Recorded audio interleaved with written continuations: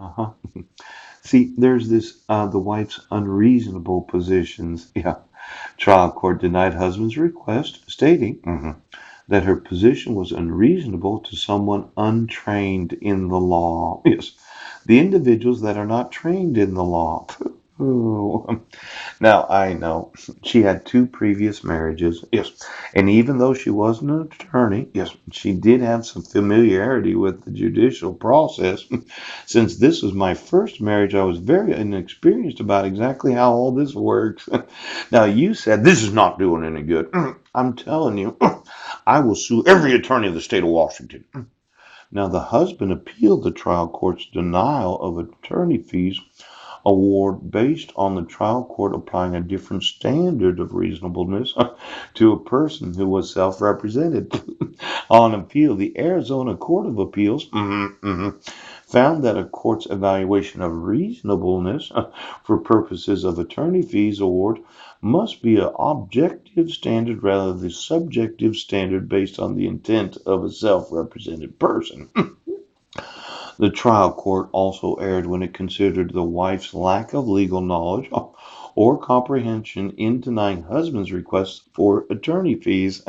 Parties who choose to represent themselves are not entitled to no more consideration than if they had been represented by counsel.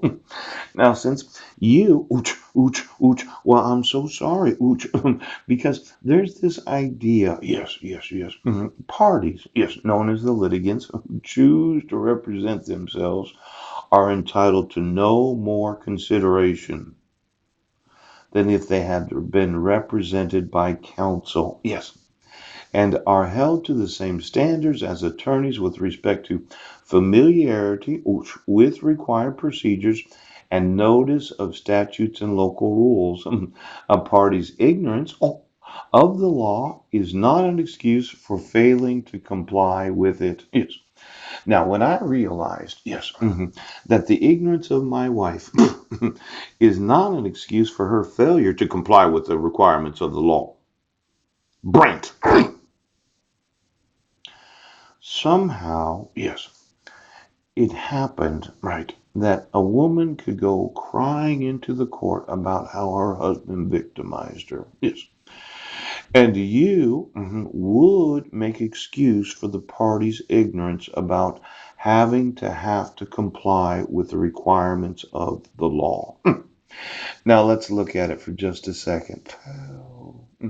My wife alleges, yes, that I was in Sequim, Washington on December 31st of 2015 at 7:47 a.m.